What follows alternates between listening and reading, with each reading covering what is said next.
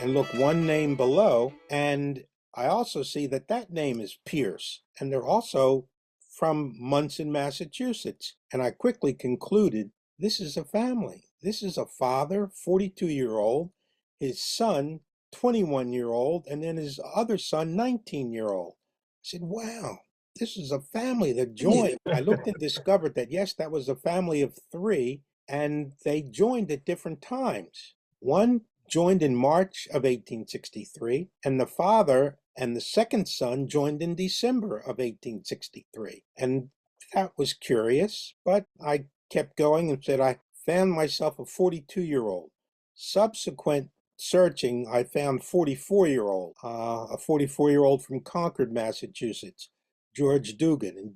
And Concord is now recognized and trying to rectify what I'll call an injustice, that his name was not included on the town monument when Concord erected their town monument dedicated to those men who lost their life in the war. More research, and there's always more research, but more research showed that it was not malicious or necessarily a partisan act not to include the only black volunteer from Concord to join the regiment. It was just an oversight, a clerical, technical, an error of definition. And I think that's probably accurate because he was listed as missing in action as opposed to killed in action. And that distinction excluded him from being listed on the monument because he was not killed in action. The thought might have been that he was a deserter or in some way just they didn't know what happened. But if you know anything about the regiment and their first major conflict, their first major battle at Charleston, at Battery Wagner, which was guarding Charleston Harbor,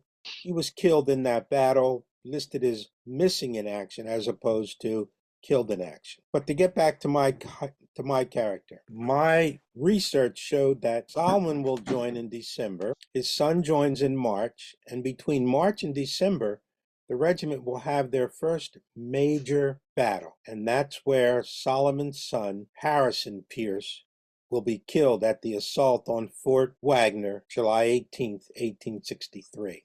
Now, it probably took about 2 weeks to get the news back home, but probably sometime in August, the family will learn that their son, Harrison, has been killed. Harrison dies at the Battle of Fort Wagner, and he is remembered and included on the monument across from the State House in Boston. These recruiting broadsides shows that the regiment was the 54th Regiment of Volunteers from the state of Massachusetts. It was an all-black regiment. They had white officers. It was an all-black regiment, and once Abraham Lincoln issued the Emancipation Proclamation, to take effect on January 1st, 1863. He also included in that proclamation that it would be fitting and proper for the Federal Army to recruit black troops. Now, black troops had been serving in all of the wars that the United States fought, even before it was the United States. Go back to the French and Indian War, include the Revolution of 1776, 1775. Black men had been serving but not with the full recognition of the federal government. Of course, there was no federal government during the French and Indian War. It was the British government. And during the American Revolution, the British government offered freedom to any enslaved person who would fight for them against the rebels, against what we call patriots. They weren't patriots to the British crown, they were patriots to their own interest. And so people who were enslaved got the offer from both sides, the offer to fight for us, survive the war, and we will give you your freedom after the end. Well, it became a choice that many men of African descent had to weigh carefully, and carefully thinking, who's going to win this revolution? Is Great Britain going to win, or is colony of America going to win? So many people joined the British Army. There was a regiment in Virginia, the Ethiopian Regiment, under the governor of the Virginia colony, offered freedom to enslaved people. And similarly, many enslaved people who were enslaved in New England, when their loyalist owners decided to leave the colonies rather than stay here after the Revolution, Many of them went with their owners to the Caribbean, to Nova Scotia, and some even back to England. But it was a toss-up. It was a choice. Do you cast your lot with the American rebels, or do you cast your lot with the British Royal Army? So thinking of the possibility of gaining your freedom by fighting in the military was not new in the Civil War, but it becomes an issue over and over and over again throughout the history of our United States military up through the 20th, well, certainly up through the middle of the 20th century, as to whether or not the Army should have segregated units, black and white, and then and prior to that, whether or not black men should be allowed to fight in the military at all. These two broadsides show that there was a great effort to recruit men, and the 54th Regiment will have approximately 1,300 men. They will recruit a regiment of 1,000 men initially, and then even more after attrition and losses through death. There will be about 1,300 men who will serve in the 54th. The recruitment in Massachusetts in 1863 is so successful that not only do they recruit a 54th Regiment, but they also recruit a 55th Regiment of colored men, and they also include and recruit a 5th Regiment of Cavalry. The Massachusetts 5th Cavalry also is recruited. So when the recruitment is done, about 200,000 black men will serve in the Army and the navies of the Federal Army. There's been a lot of debate about whether or not blacks served in the Confederate Army, but there is little evidence to support that they did, and in fact, the Confederate Congress didn't even approve. Lincoln approves of blacks serving in the Army in January 1863. The Confederate Congress doesn't approve of blacks in their Army until March of 1865. Now, blacks did serve their masters. Many served as body servants. When their master went off to war, so did their body servant go to war with them. But at the regiment level, there were probably no blacks in the Confederate Army, but more than 200,000 will serve in the Federal Army.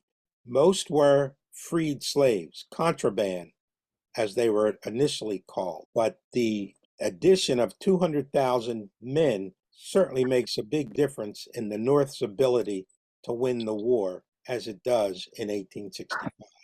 Harrison Pierce, if you look at this slide on the right, you'll see his name. He is the son of my character, Solomon Pierce. On the left is the inscription that is carved into the back of the monument across from the State House in Boston, Massachusetts. And you can see Harrison's name there if you will look a little bit closely. And then the close-up shows you he was one of the men who will be officially listed as killed in action. In that particular action assaulting Fort Wagner, the regiment will send about 600, the 54th Mass will send about 600 of its men into the battle. Of that, about 45% will be killed in action. They will lose about 200 to 250 of their men killed, missing, and wounded as casualties. Harrison was one of the killed. And again, the indication, or the implication, I should say, the implication was that, yes, black men will fight. They are not the undisciplined, cowardly, disorganized group that many people had criticized and mocked them as being, but they will fight. And I ask people to think about, what were they fighting for? What were they fighting for? A little bit earlier, one of the participants asked me if I had military service, and I've never served in the United States military. I was of age during the Vietnam era, but my thought was, if I go into the military, I may never live to get out and live my life. My thought had been, as a junior in high school, to go and join the military, do 2 years of service, and join the military 2 years, get out, and then I will have saved some money, gained some experience, matured a bit. But my fear was I may never survive because there was a shooting war going on, and an alternative to joining the military was going to college. And college proved to be a great windfall for me in one sense. not financially, but in all those other things of Yeah. gaining experience, Yeah. maturing, and I did get a degree out of it, Mhm. and that led me on to my vocation of a No, no, no, secondary no, no. educator, What you which I have did to up do is through go in 2007. Zoom. Let me mention Frederick Douglass. Frederick Douglass was an escaped slave. He was a Hmm. runaway, and he runs away from enslavement in Virginia. His master will give him Yeah. permission to go to Baltimore to learn to become a ship's caulker. Not only does he learn to become a ship's caulker, he learns to You don't need. impersonate seamen, No. and he What you uses need that as a disguise to stow away on a ship and should be sail somewhere to along in that first area. Philadelphia and later on to Fall River Should be able to in Massachusetts. put He in has the numbers successfully and left then his enslaved code. life behind No, go back. and is living the You life got to of a write down free the man. numbers. But keep in mind, he's not free. And He is still legally a slave, yeah, subject to return okay. if he And were to then be caught. just type in He was a well-spoken the young man. invite where it He's says been come in and self-educated. you type it in. He And then you writes in have his the password biography and the that cost for the password. he, as his master's That should sons were being be taught to read and write, he would pick up from them their lesson that they learned and teach himself to read and write. He will change his name to Douglas, and he spells it a little bit differently than the senator of that era. I don't He understand uses an because extra S, so I it's got over 20 people Douglass. on this line. I'm watching. He becomes an ardent abolitionist, and writing in his autobiography, many people begin to Yes, he's disbelieve here. that he was in fact a slave. This man can't be a slave. He's much too literate, much too skilled. His oratory skills No, are too great. He cannot be a slave. But once he writes his autobiography and identifies the master from I whom can see he her ran right away now. Well, from, she's got her he has to leave the country. her mic turned. But Frederick Douglass, or I should say, and Frederick Douglass goes to England, continues his abolitionist oratory. The English abolitionists raise money to buy his freedom and to pay his master so that he can return to the United States and not be subject to arrest. Frederick Douglass is now a freed man. The painting on the left is Public Works of Art in Brockton, Massachusetts. The artist was there painting it when we were there for Veterans Day. And just to Frederick's shoulder left there, if I hadn't cropped the photo, you would see the artist. But at the same time, this is a portrait, one of the portraits of Frederick Douglass, who became a well photographed person during the 19th century. The other picture is a picture of some of the reenactors that I reenact with in the 54th, and this was taken at the Remembrance Day commemoration in Gettysburg just this past November. The United States Colored Troops. We runaway slaves, but we came back fighting men. In 1863, right up through even 1953, there were still official military condemnations of hiring blacks as combat soldiers. The admonitions were all the same, straight out of the 19th century. They're cowardly, they're undisciplined, they lack the intelligence that is necessary to be good infantrymen. And if you look at the picture here, the men loading the rifles, these are Enfield rifles, very similar to the Springfield. The difference is that the Springfield was made in the United States, the Enfield was made in England. The rate of fire of those weapons was about 3 rounds a minute on a good day, if you are well disciplined and probably not having to duck and dodge the potential of bullets coming at you from the other side. But whenever I talk about black men not having the intelligence to fight, there seems to be a great irony in that statement. But certainly that was one of the excuses given that black men should not be allowed to join in the military.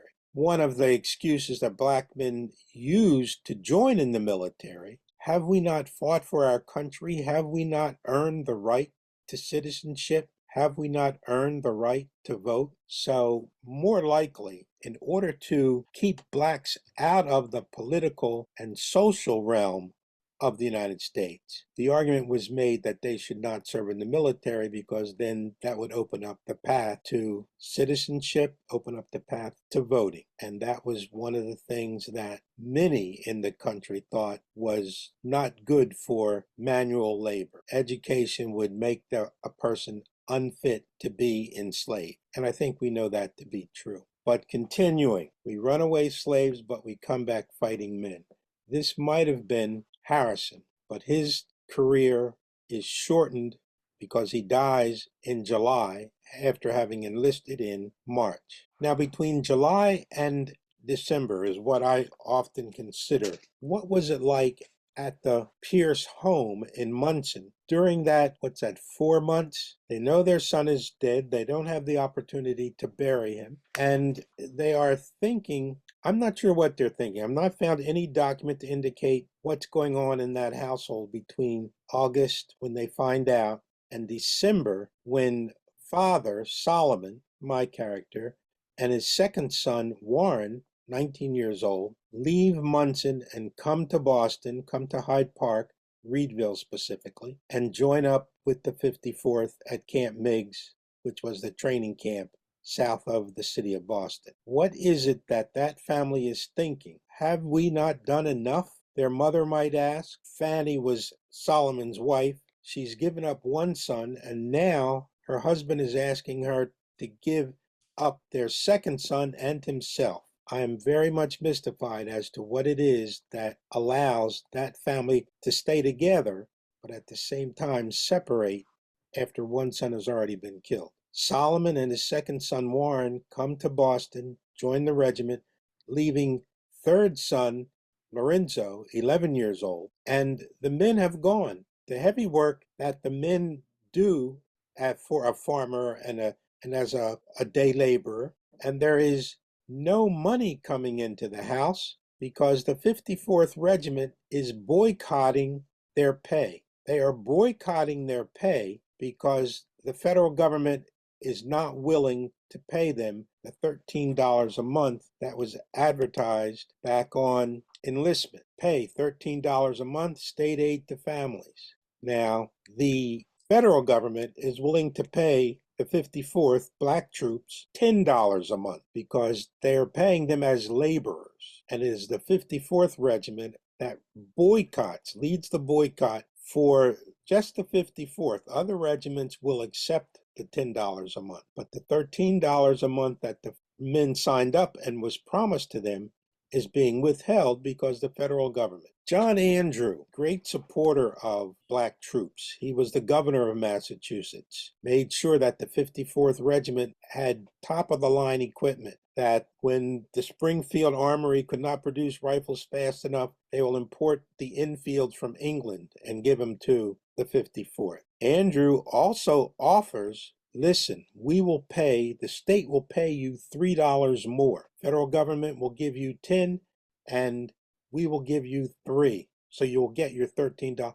And the regiment says, that's not what we're boycotting for. We are boycotting because are we men or are we laborers? Are we men who are soldiers or are we men who are laborers? And the 54th refuses to take the money. That refusal will stay in place until August of 1864. Now, this $13 a month, this $10 a month is not coming. The state aid to families is being offered, but the federal pay is being boycotted. So those men who would do the heavy work and would bring in what cash that might be accrued to the family are not at home in Munson or in many households from which the men came. And so the family at home is not getting any money, or it's getting much less than they should have.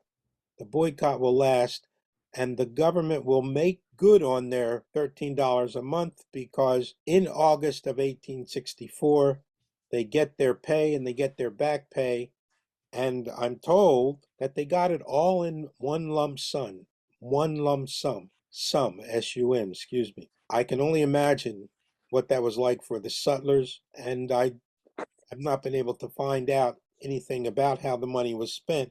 But if human nature is then as it is now, I think giving them that much money all at one time was not good for their budget. It was probably good for their spirit, but not good for their budget. We runaway slaves, but we came back fighting men. Solomon joins the military in December 1863. In camp. Encampments were much as you see here. Canvas tents. This would be the company street, and companies would at the head of the street would be the mess hall. It's not really a hall, it's just an area. And just beyond that would be the officers' quarters. So this is what the camp might look like on any particular encampment. Now, if the men were on the march, if they were encampment for a designated period of time, it might look like this. But if they were in camp and moving the next day, it'd probably be much less formal than this.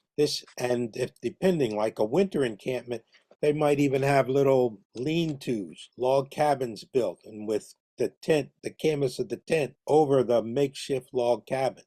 But the longer you're going to be in one place, the more you tried to make it feel like home. 54th Mass reenactors, and again, this was taken at the Remembrance Day parade. The USCT, United States Colored Troops, was a name given to primarily all but about 5 regiments. The 29th Connecticut, the 6th New York, the 54th and 55th Mass, along with the 5th Cavalry, but most of the USCT troops were federal troops. They were not state troops. Massachusetts was a state regiment, and they were allowed to keep their state designation. This was the 54th Regiment raised in Massachusetts.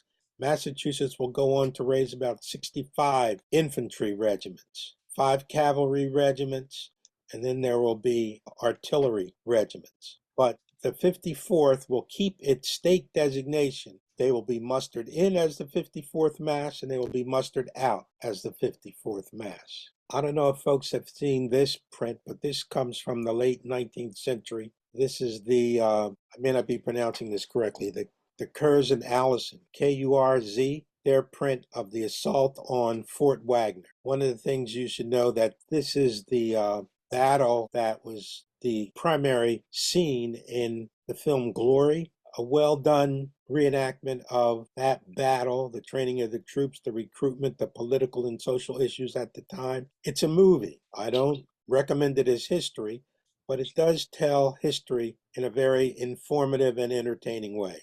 It's all not true. It's set around 5 major characters, 4 black and 1 white, and it tells the recruitment of this 1st regiment and some of the politics and politicking that went into getting it up and running. Its first major engagement was outside of Charleston, here along the shores of Morris Island. In one sense, the Charleston Harbor is much like the Boston Harbor in that there are many islands outside of Charleston, just like there are many islands in the harbor outside of Boston. This fort was sitting on one of those islands. It was an earthen fort, sand and South Carolina cypress logs. And this is the artist's rendition of what the assault might have looked like. One of the things I would like to point out is that out in the Atlantic Ocean there, you see lots of ironclads. That's accurate. You just see the beginning of troops coming up behind the 54th, but there are many more troops. There are troops from Pennsylvania, New Hampshire, New York, all to support the 54th who led the assault, and the other support troops were to come up behind. The portrait that you see highlights the death there of Robert Gould Shaw, and I give him credit. I give anyone credit. The flagman right beside him. Colonels don't usually lead assaults. That's left up to captains and lieutenants. Colonels are in the back somewhere. But Robert Gould Shaw leads his men. He literally is in front. And if you notice, everybody else has a rifle. What does he have? He has a sword. You got to get mighty close to use a sword. He does have a sidearm also, but everybody else has a long arm. He has a sidearm, and he's leading with a rifle. So there has to be a lot said for the fervor with which he enters this battle. He is killed along with 250 of his men, along with Harrison Pierce, and he is buried in the sands there on Morris Island outside of Charleston. The regiment remains in a siege state of that fort until September. So July, August, September, and it is not until September that they are able to enter the fort, and they capture the fort without a fight because the Confederates evacuate the fort. It becomes too hard to supply, to resupply. They run out of drinking water, they run out of ammunition, and rather than have their men sort of sacrificed in the fort, they withdraw during the night. And about September 9th, the federal troops who had been trenching their way closer and closer to the fort, but they are able to walk into the fort without a fight and capture the fort. Once that fort is captured, they're able to take down another artillery battery behind it. They are then able to shell Fort Sumter, which sits in the middle of the harbor, and the city of Charleston is not long before it is captured. In the meantime, the 54th is moved further south into Florida.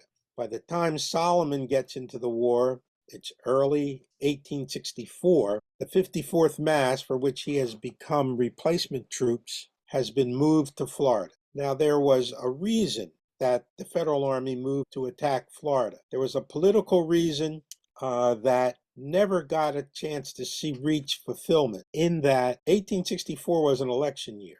Lincoln was running for re-election. There's a lot of fear on Lincoln's part and on the Republicans' part that he wasn't going to get re-elected. There were many Democrats who wanted to just end the war. We don't need this. These people, let them go. Let them keep their slaves. We are better off without them. And plus, it'll stop the numbers of casualties from coming home. The war has not been fought in the North. It's been fought in the South, and the South will have to rebuild by itself. So the political reason for the 54th going to and sending other troops to Florida was to try to get to Tallahassee, because there was strong Unionist sentiment there.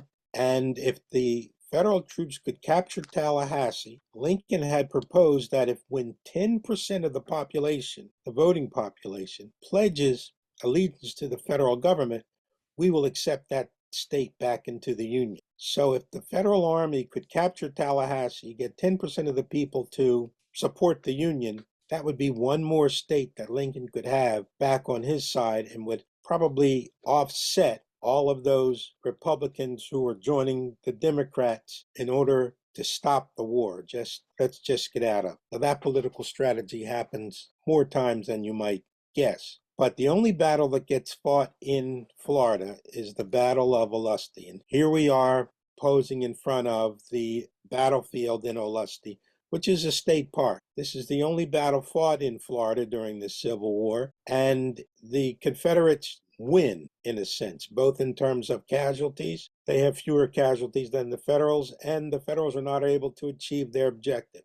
They never get more than 50 or 60 miles inland at this battlefield when the Confederates drive them back to the coast near St. Augustine. So once that campaign fails, at the end of 1864, toward the end of 1864, the 54th is withdrawn from Florida back to South Carolina. And the campaign that has succeeded is the Scorched Earth campaign that Sherman is doing to Georgia. He is marching south from Chattanooga to Atlanta. After Atlanta, he splits up his force. One goes south to Savannah. The other heads a little bit northeast across to South Carolina. And so the Southern armies under Joe Johnston are being defeated routinely. And so the 54th is brought out of Florida back to South Carolina, and Harrison, having died, not winning a battle. The 54th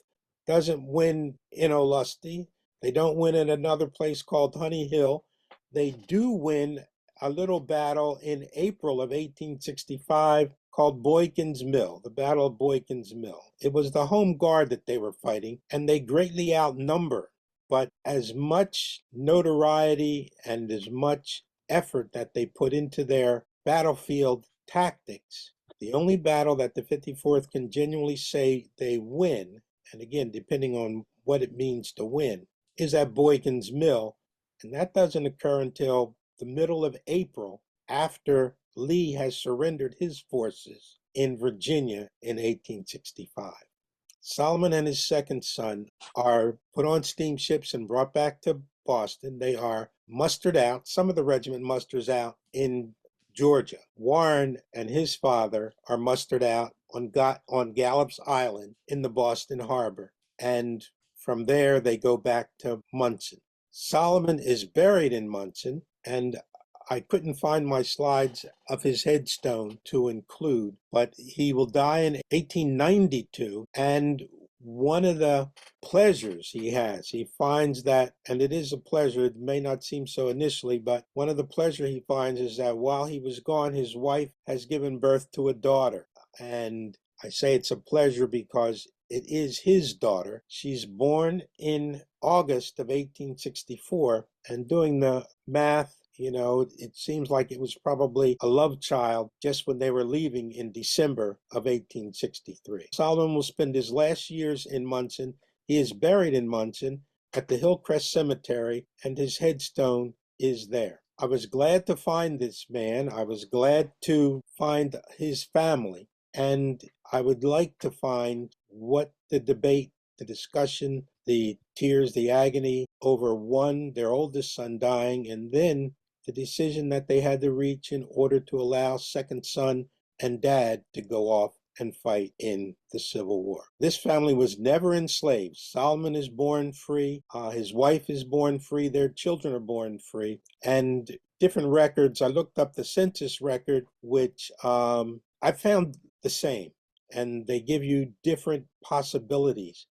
Depending on which one you want to believe. I don't know which one to believe, and I haven't found two so that I can say, well, these two say the same thing, so I'll go with those. But having worked on the 1970 census myself, I know that census takers can be very careless, and so I don't necessarily want to say I'll trust the federal government record, because those records are made by everyday citizens back in 1860, 1870. I'm going to stop there. I encourage you to see the film Glory. I encourage you to see the statue across from the State House if you haven't already. And Janet, I think you said you visited New England, Boston. I don't know if you went to the State House to see that monument, but come back. There's another reason to come back, because in 2.5 more years, it's going to be the 250th anniversary of the American Revolution, and there'll be big doings here in Land of the Free and Home of the Brave, and where the shot heard around the world is still heard around the world. But thank you, folks.